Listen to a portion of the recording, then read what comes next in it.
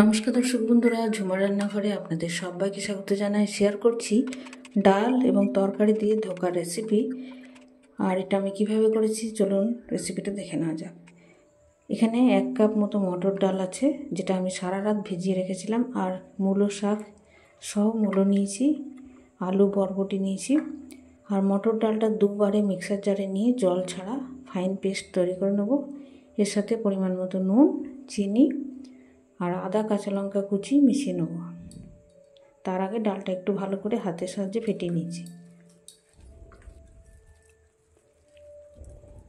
এবার মূলো শাক আর মূলোটা খুব ছোট ছোট করে কুচি করে নেব। আর এর সাথে ছোলার শাক, লাউ ডাগা বা ফুলকপির কচি পাতাগুলো নিতে পারেন। তো আমি এখানে মূলো, বরবটি আর আলুই নিয়েছি। বরবটি আর আলুটাও একইভাবে একদম ছোট ছোট কুচি করে কেটে নিচ্ছি।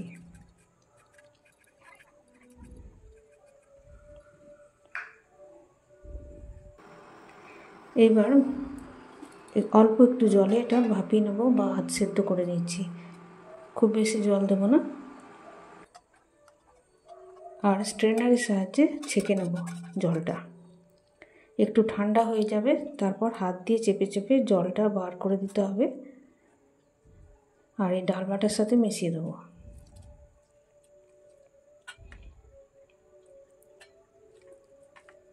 খেয়াল রাখতে হবে যেন জল না থাকে।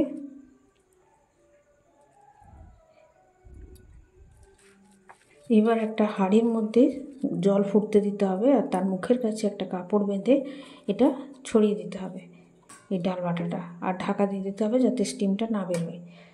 বা আপনাদের ইচ্ছে মতো কিছুতে, আমি এখানে একটা স্ট্রেনার নিয়েছি, হাঁড়িতে করছি না। তো ওই স্ট্রেনারের মধ্যে এটা বিছিয়ে দিচ্ছি কাপড়ের উপর। তারপর যে কোনো পাত্রে এটা বসিয়ে দেবো।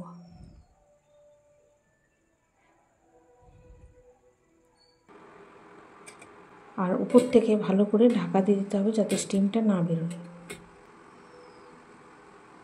এটা প্রায় 20 মিনিট অন্তত হতে দিতে হবে। আর দেখে নিতে হবে ওপরটা ভেজা ভেজা আছে কিনা।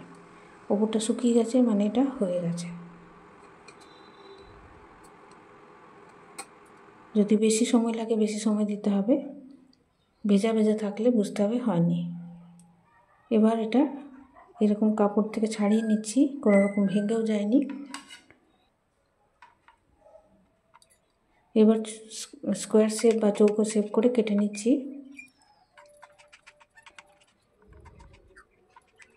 তো বন্ধুরা, রেসিপিটা ভালো লাগলে প্লিজ আমার চ্যানেল সাবস্ক্রাইব করবেন। আর ফেসবুক থেকে দেখলে পেজটাকে ফলো করবেন।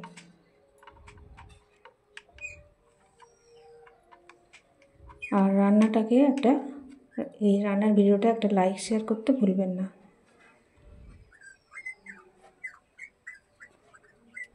এবার এটা ডুবো তেলে অথবা এরকমভাবে আমি যেমন করে অল্প তেলে ভাজছি এরকম করে ভাজতে পারেন। সব দিকটা ঘুরিয়ে ফিরিয়ে লাল করে ভেজে নিচ্ছি।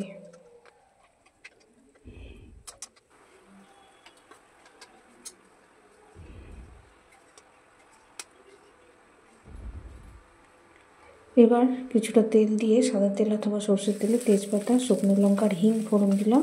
আর দিয়ে দিলাম 1.5 চামচের মতো নারকেল কোড়া, 1/2 চামচ আদা বাটা। নারকেল কোড়াটা হালকা একটু ভাজতে হবে, খুব বেশি ভাজলে পুড়ে যাবে, সেদিকে খেয়াল রাখতে হবে।